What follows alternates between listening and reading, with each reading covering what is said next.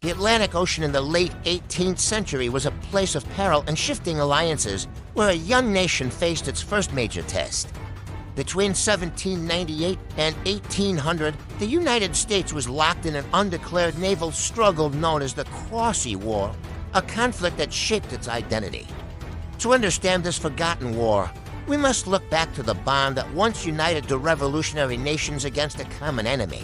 French ships had once provided the vital aid that secured American independence, but the tides of politics were about to turn. By the 1790s, France was engulfed in the chaos of its own revolution, marked by the rise of the guillotine and internal upheaval. While France bled, the young United States sought to maintain a fragile neutrality, balancing between its former ally and its old master, Britain. The Jay Treaty of 1794, intended to settle tensions with Britain, was viewed by France as a betrayal of their alliance. In Paris, French leaders were outraged. They began to view American merchant ships as fair game on the high seas. Trade routes became battlegrounds as French privateers seized hundreds of American vessels across the Atlantic and the Caribbean. President John Adams sent diplomats to negotiate, but they were met with a shocking demand for bribes in what became the XYZ Affair. The French foreign minister, Talleyrand, operated through these agents. Demanding money before any peace talks could even begin, the news of the insult reached America, sparking a firestorm of national pride and a demand for military action.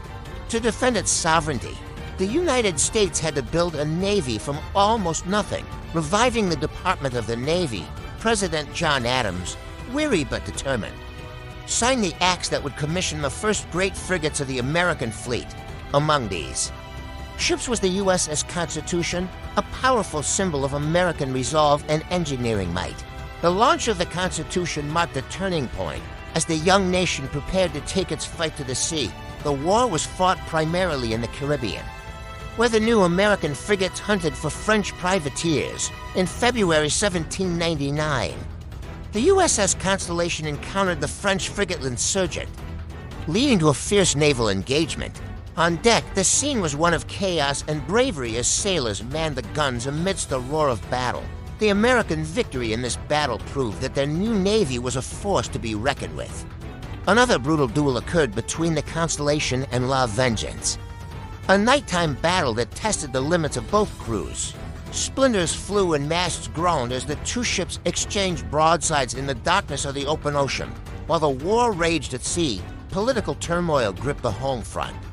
Threatening to tear the nation apart, Federalists and Democratic Republicans clashed over the war and the controversial Alien and Sedition Acts. The acts were seen by many as an attack on freedom of speech, creating a climate of fear and distrust. President Adams found himself caught in the middle, facing criticism from both those who wanted full war and those who wanted peace. Despite the pressure, Adams remained resolute in his search for a diplomatic solution to avoid a full-scale war with France. By 1800, the political landscape in France had changed, and Napoleon Bonaparte was now in power, seeking to end the maritime conflict. The Convention of 1800 officially ended the Quasi War, dissolving the old 1778 alliance but restoring peace and trade. The legacy of the Quasi War was profound. It established the United States Navy as a permanent and professional force. It also demonstrated that the young republic could defend its interests on the global stage without being drawn into European empires' endless wars.